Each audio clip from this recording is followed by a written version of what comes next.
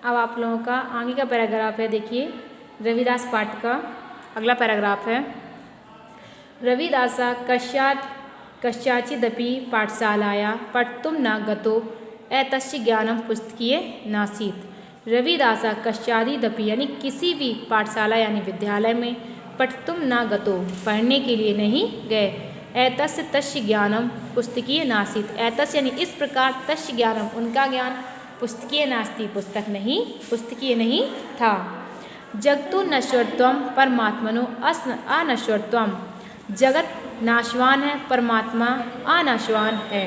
व्यापक तत्वम इत्यादि दार्शनिक ज्ञानम, व्यापक आदि दार्शनिक ज्ञान गुरुर अनुकंपाया तेन लब्ध्वा, उन्हें गुरु की अनुकंपा से लब्ध्वामी प्राप्त हुए।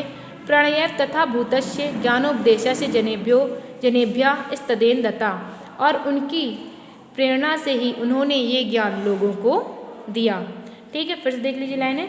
रविदासस्य कस्याचिदपि पाठशालाया पठितुं न गता। रविदास किसी भी पाठशाला में पढ़ने के लिए नहीं गए। एतस्य तस्य ज्ञानम पुस्तकीय नासीत्, इस प्रकार उनका ज्ञान पुस्तकीय ज्ञान नहीं था। जगतो नश्वरत्वम परमात्मनो अनश्वरत्वम, व्यापक तत्व इत्यादि दार्शनिक ज्ञानम गुरोर अनुकंपा तेन लब्ध्वा प्रेरण यैव तथा भूतस्य ज्ञानोपदेशस्यो जनेभ्यस्य स्ततेनता।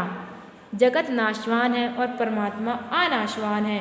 व्यापक तत्व दार्शनिक आदि ज्ञान उन्हें गुरु की अनुकंपा से प्राप्त हुए तथा भूतस्य ज्ञानोपदेशया, और उनकी प्रेरणा से इस ज्ञान का उपदेश उन्होंने लोगों को दिया।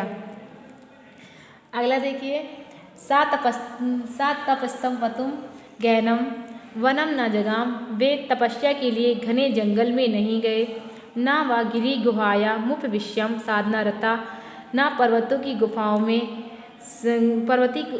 गुफाओं में साधना रत होकर ज्ञानम दुगंतु चेष्टते, ज्ञान प्राप्त करने की चेष्टा की।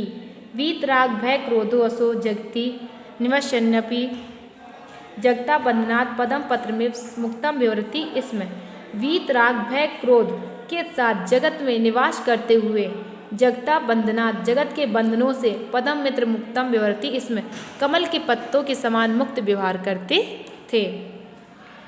स्वकर्मणि निरता फलम प्रति निरांकाक्षा स्वाग्रहे अपि परमात्मम साक्षात्कारम शक्यत।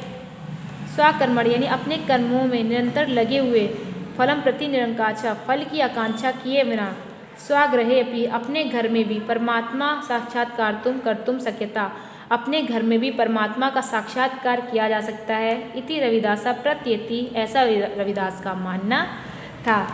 अतो विभिन्न उपासना स्थलेषु वनेषु रहसि व ईश्वर अनुसंधान उपेक्षाया स्वहृदय एवं अनुसंधानम उचितम।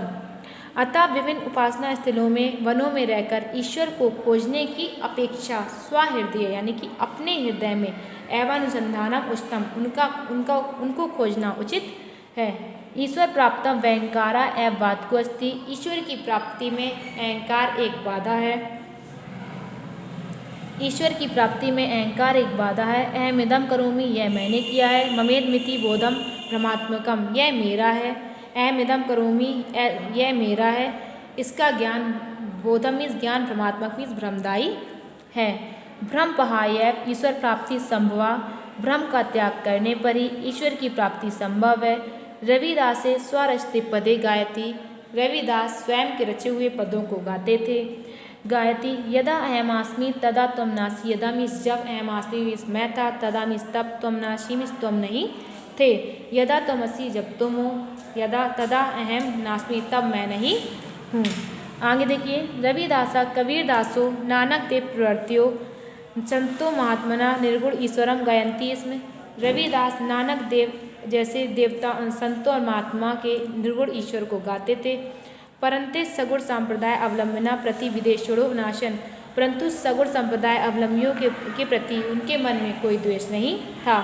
तैरस्तेषु पदेषु यत्र तत्र भक्ति भाव तत्तम अवलोक्यते, उनके रचित पदों में जहाँ तहाँ भक्ति का भाव दिखाई देता है, भक्ति भाव का तत्व दिखाई देता था। ठीक है, आगे देखिए,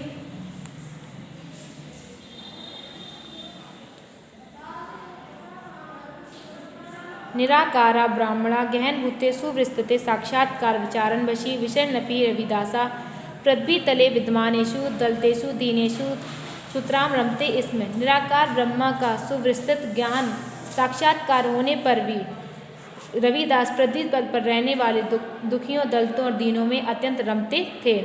दलितेषु दीनेषु दरिद्रेशम ईश्वरम पश्यत। दलितों दीनों और दरिद्रों में वे ईश्वर को देखते थे। तेषाम सेवा, उनकी सेवा, तान प्रति सहानुभूति, उनके प्रति सहानुभूति, प्रेम दर्शन सेवा चे ईश्वरा अर्चनम मिति तस्य विचारम। उनकी सेवा, उनके प्रति सहानुभूति, प्रेम दर्शन और उनकी ईश्वर की अर्चना है। तस्य विचारम, उनका ऐसा विचार था। सामाजिक वैषम्यम न वास्तविक प्रत्युत्तम परमात्मा सर्वे एव रचिता। सामाजिक विषमता वास्तविक नहीं है, प्रत्युत्तम परमात्मा सर्वे एव रचिता, क्योंकि परमात्मा ने सभी को समान बनाया है। सर्वे च तद्विषरस्य संततो यथा, सभी उस ईश्वर की संतान है। परस्पर बांधवा, आपस में भाई भाई हैं। मनुष्येषु तर्हि मिथम कथम वैरभावा, मनुष्यों में ये झूठा वैरभाव कैसा। इत्थम समन्वस्य संबंधुताया उपदेशम जनेभ्यो अददात। इस प्रकार समानता और भाईचारे का उपदेश उन्होंने लोगों को दिया। जाति वर्ण सांप्रदायादि भेदा अपि मनुष्य रचिता परमात्मा इच्छा प्रतिकूलम। जाति वर्ण और सांप्रदायिक भेद भी मनुष्यों ने रचे हैं परमात्मना इच्छा प्रतिकूलम, भगवान की इच्छा के प्रतिकूल। इतम रविदास इतम